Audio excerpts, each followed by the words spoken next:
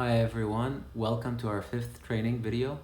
In this video we're going to show you how you can download and run the Adib Robotics EtherCAT Master on a Windows PC. This is a Dell laptop that I'm using and it's connected to the EtherCAT slave via an Ethernet to USB dongle. This is much like the setup we had for Linux and Mac OS, but we're using a Dell Windows OS laptop. Okay, so let's get started. We're back on the Adib Robotics website, and I'm going to go to the downloads page. Under the EtherCAT Master section, there's a trial release of the Windows library. I'm going to go ahead and download that. It takes a couple of minutes to download, so I'm going to, I already have it downloaded here. I'm going to extract it.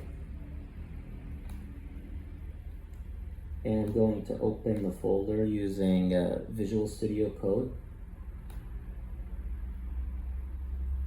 So again, the folder structure is much like that on Mac OS and Linux. You have a folder for placing the ESI files. This is usually provided by the vendor of your EtherCAT slave.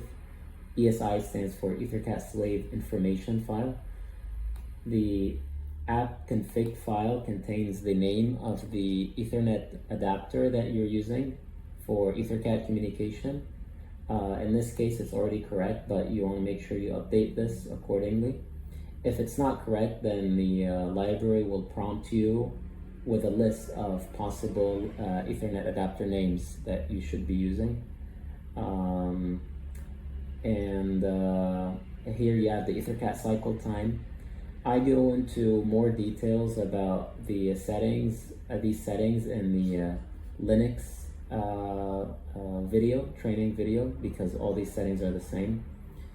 Here we have the header file for the EtherCAT library that's provided, and this is the actual library.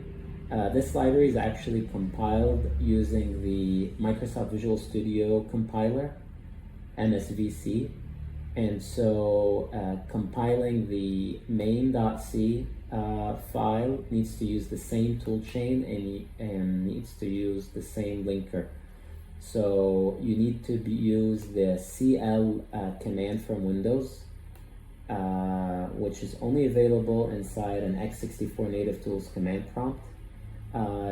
This is a shell that you can find if you search for x64 here.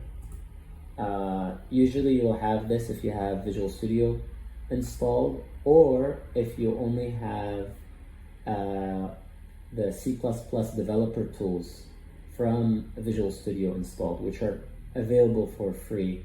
I'll put a link in the video description on how you can obtain that and install it. Again, the README file explains some of these and goes into even further details. The main.c script example code is exactly the same as the one we ran on Mac OS and Linux. You could see the preprocessor if statements here, Linux, Mac, Windows. This is a simple script that reads and writes some parameters from the EtherCAT slave. They're called COE objects, and it servos on the slave, and then it turns the motor very slowly. So I'm going to close this. It's better to close as many programs as you could before attempting to run EtherCAT on your Windows PC, because the Windows OS is by no means a real-time operating system. So if you have too many things running or your cycle time is too short, you will get A11 and A12 watchdog alarms on the EtherCAT slave. So now I'm going to navigate to the folder that I just extracted.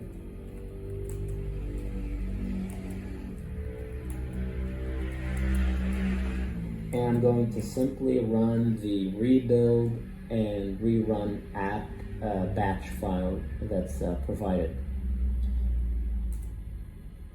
So you could see it found the slave, and you could hear the humming. It means the motor servoed on, and you could see it turning very slowly. And it was successfully able to read and write some COE objects. Here it gave a warning that we received a non-EtherCAT frame on that Ethernet port, but that's fine. These are the values that are read from the slave, so everything seems to be functioning normally. These are some runtime statistics, also the same as Linux and macOS, but you will always notice that on Linux and macOS the real-time performance is better, and Linux real-time operating system will get you the best performance. This concludes this video, and stay tuned for our next video on how to use the robot controller software on Windows. Thank you all for watching, and we'll see you next time.